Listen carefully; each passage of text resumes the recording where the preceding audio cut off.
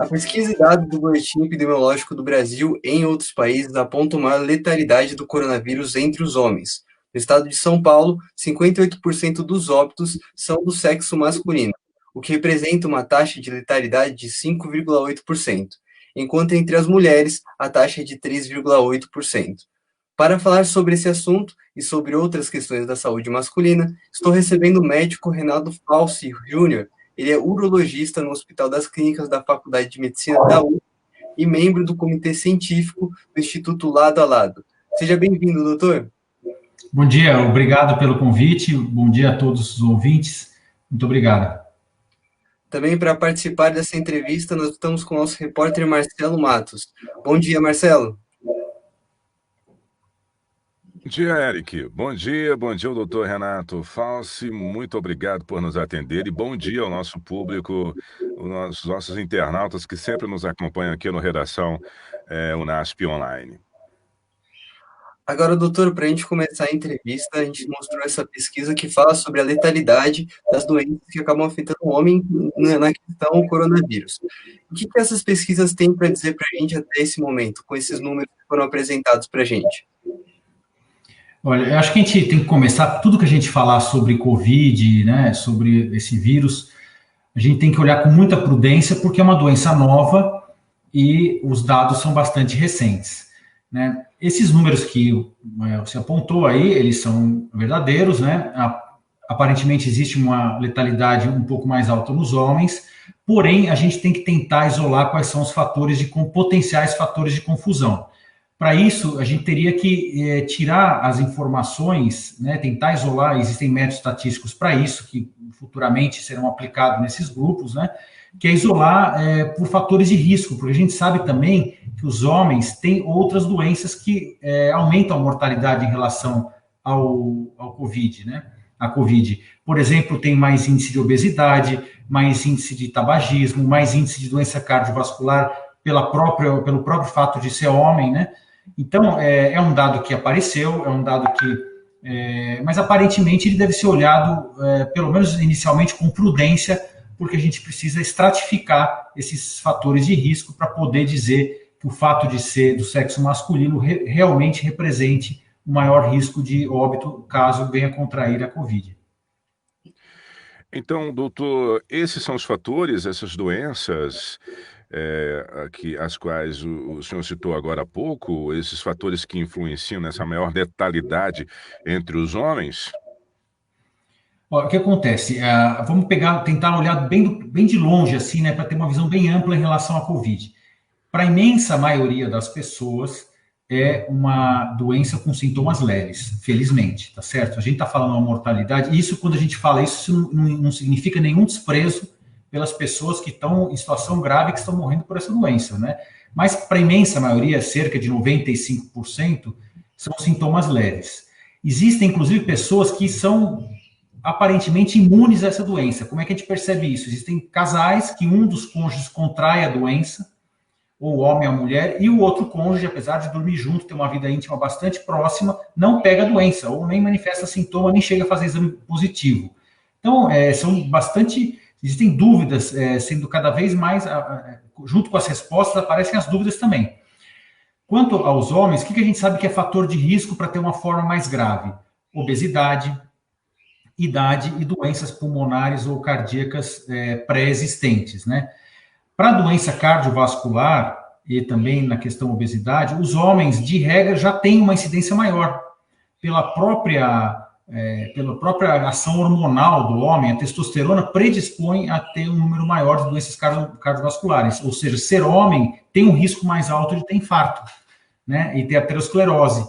Então, pode ser, né, eu não estou dizendo de forma categórica ainda, porque a gente não tem esse dado, pode ser que o fato do homem carregar por si só algumas morbidades a mais, ele tenha uma letalidade um pouco maior na Covid, né? Eu acho que a gente tem que esperar estudos de maior tempo e que lidem melhor com essas multivariáveis, né? E que estratifiquem melhor os fatores de risco. Mas, de qualquer forma, acendeu uma alerta no sentido de que os homens talvez possam ter uma mortalidade um pouco maior, né? Isso vai ter que ser comprovado com o tempo. Vamos olhar esses dados com prudência, né? Agora, Renato, Isso também pode mostrar para a gente que os homens, comparado às mulheres, têm mais probabilidade de contrair doenças. A gente está falando da Covid, mas com relação a talvez outras doenças. Isso também provaria ou daria algum indício de que os homens têm mais probabilidade de contrair outros tipos de doença?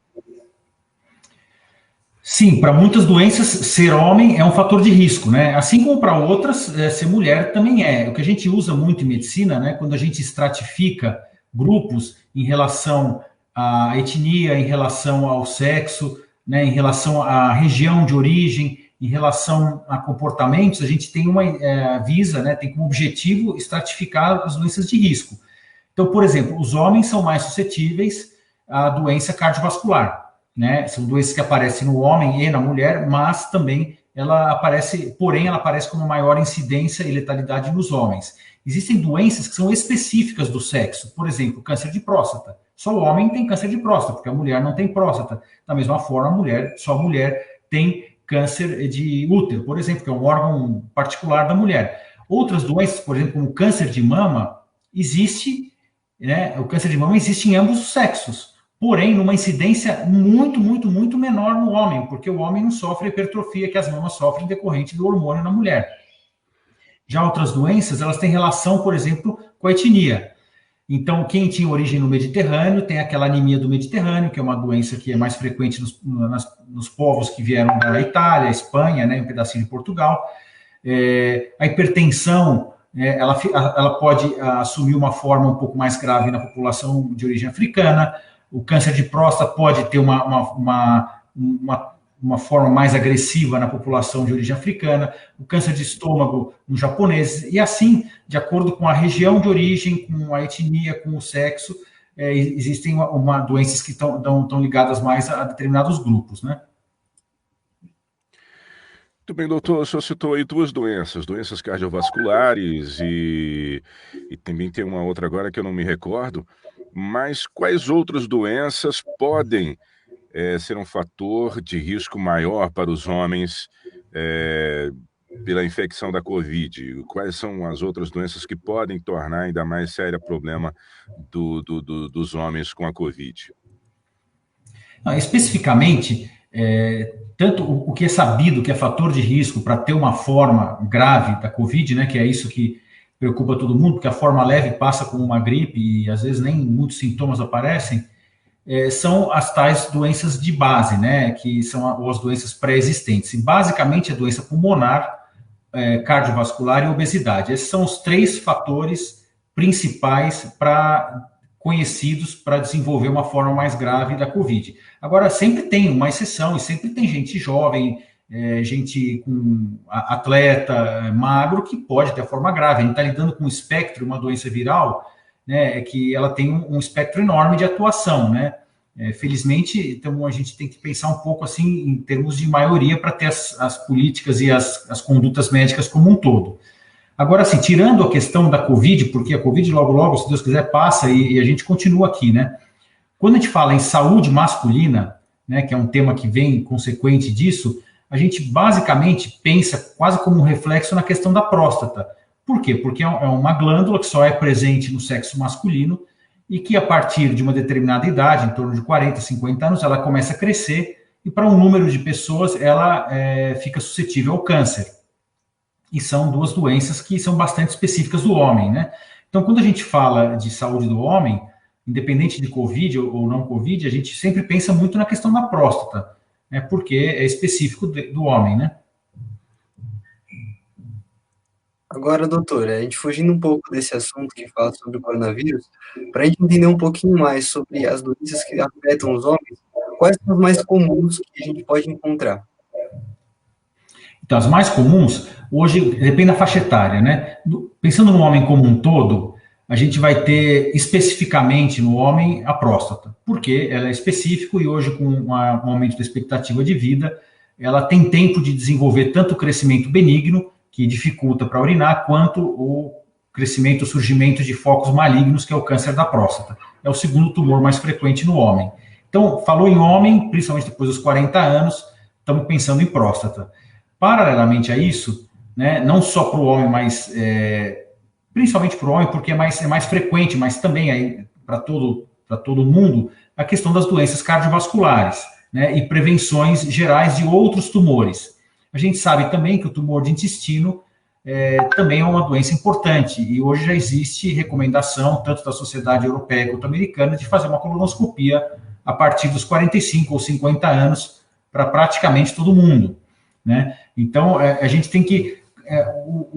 a prevenção e o check-up de doença, ele tem dois raciocínios. Um é prevenir efetivamente doenças, ou seja, medidas de saúde ou de higiene ou médicas que têm como objetivo evitar que a doença apareça.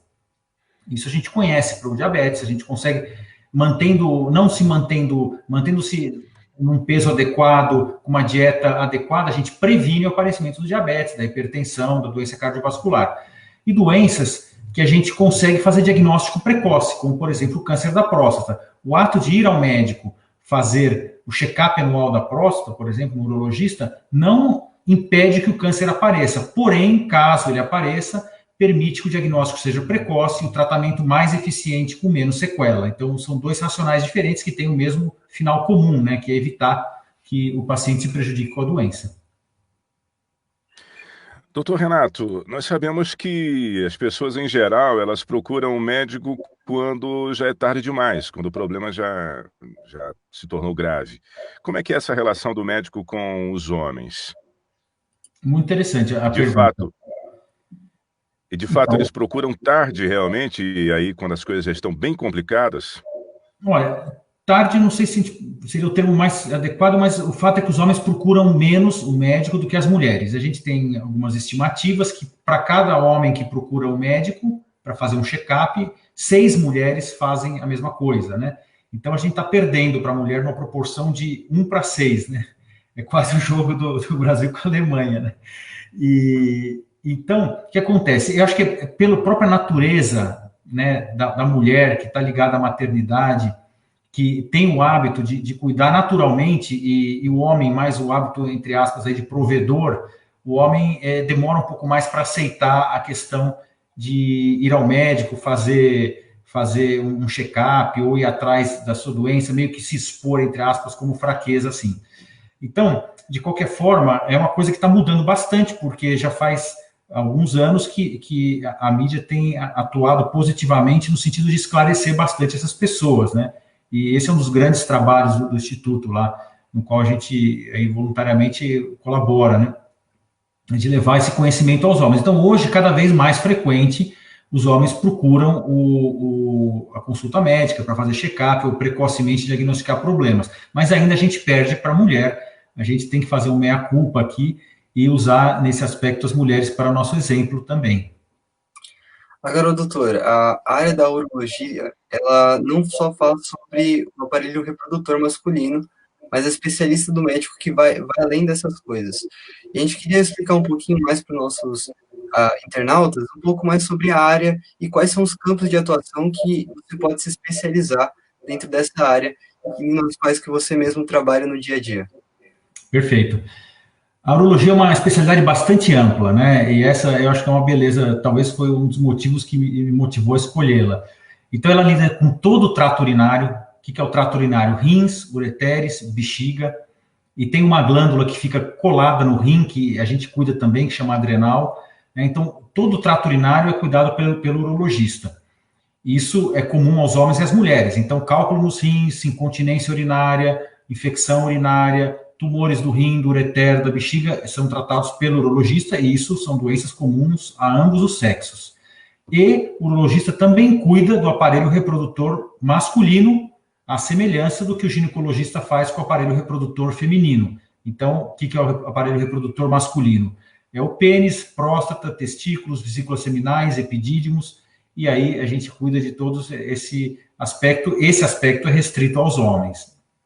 Além disso, a gente tem uma área de atuação na urologia pediátrica, né, que cuida de todas as malformações congênitas das crianças relacionadas aos órgãos urinários e ao órgão reprodutor masculino, e também atuamos na área de transplante de rim, né, no Brasil, em São Paulo particularmente, o transplante é totalmente feito pelo urologista. Em outros estados ele tem uma relação também com outras especialidades que participam também do transplante, mas em São Paulo urologista é responsável do começo ao fim do ato cirúrgico do transplante de rim, que é também muito bonito. Nós conversamos com o médico Renato Falsi Júnior, ele é urologista no Hospital das Clínicas da Faculdade de Medicina da USP e membro do Comitê Científico do Instituto Lado a Lado. Doutor, muito obrigado pela sua participação e por ter aceitado o nosso convite. Obrigado, eu que agradeço. Espero ter esclarecido aí bastante coisa para o seu público. Com certeza esclareceu. Quero agradecer também a participação do Marcelo Matos, que logo mais vai estar aqui, né, Marcelo, com o Nato Esporte Clube. Isso aí, Eric. Agradeço também ao doutor Renato por ter nos atendido. Obrigado, eu que agradeço. Obrigado.